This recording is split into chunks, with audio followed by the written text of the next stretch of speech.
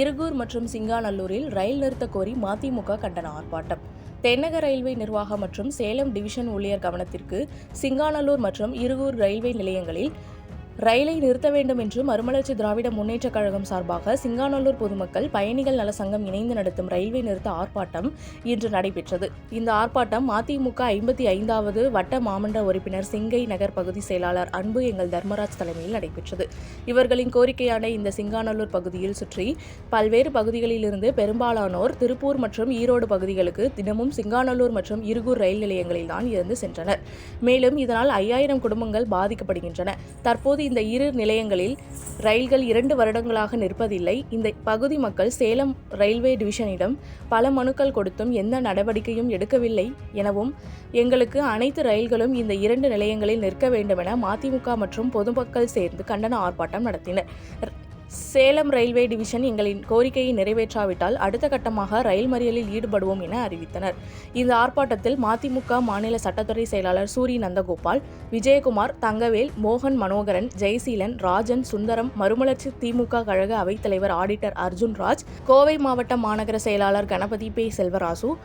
இந்த ஆர்ப்பாட்டத்தில் மதிமுக மாநில சட்டத்துறை செயலாளர் சூரி நந்தகோபால், விஜயகுமார், தங்கவேல், மோகன் மனோகரன், ஜெயசீலன், ராஜன், சுந்தரம், மறுமலர்ச்சி திமுக கழக அவைத்தலைவர் ஆடிட்டர் அர்ஜுன்ராஜ், கோவை மாவட்ட மாநகர செயலாளர் கணபதி பே செல்வராசு, கழக உயர்நிலை குழு உறுப்பினர் ஆர் மோகன்குமார் மற்றும் மாநகர மாவட்ட நிர்வாகிகள், வட்டக்கழக செயலாளர்கள், பொதுமக்கள் ஆர்ப்பாட்டத்தில் கலந்து கொண்டனர். மறுமலர்ச்சி திராவிட முன்னேற்றக் கழகத்தின் சார்பிலே இன்றைக்கு சிங்காநல்லூர் ரயில்வே ஸ்டேஷன் முன்பாக ஆர்ப்பாட்டம் செய்கின்றோம்.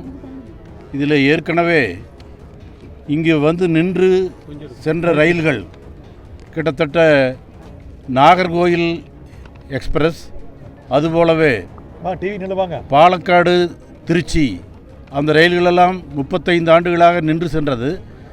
கடந்த 2 ஆண்டுகளாக இங்கே நிற்பதில்லை.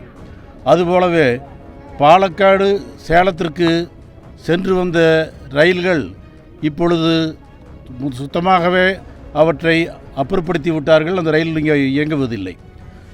இங்கிருந்து கிட்டத்தட்ட 3000 குடும்பங்களுக்கு வாழ்வாதாரமாக இந்த ரயில்வே ஸ்டேஷன் இருந்து வருகிறது. இங்கிருந்து திருப்பூருக்கு பனியன் தொழிற்சாலைக்காக செல்கின்றவர்கள், சேலத்துக்கு செல்கின்றவர்கள், ஈரோட்டுக்கு செல்கின்றவர்கள், அதுபோலவே பாலக்காட்டுக்கு இங்கிருந்து வேலைக்கு செல்கின்றவர்களுக்கெல்லாம் மிகவும் வசதியாக இருந்த இந்த ரயில்வே ஸ்டேஷன் இன்றைக்கு பயன்பாடு இல்லாமல் இந்த காரணங்களால் இருக்கின்றது. ஆகவே இதை கண்டித்து நாங்கள் இந்த ரயில்களெல்லாம் இங்கே நின்று செல்ல வேண்டும். அதுபோலவே நிறுத்தப்பட்ட சேலம் பாலக்காடு ரயில் மறுபடியும் இயங்க வேண்டும் என்பதற்காக இன்றைக்கு இங்கே மக்களை திரட்டிக்கொண்டு ஆர்ப்பாட்டம் செய்கின்றோம்.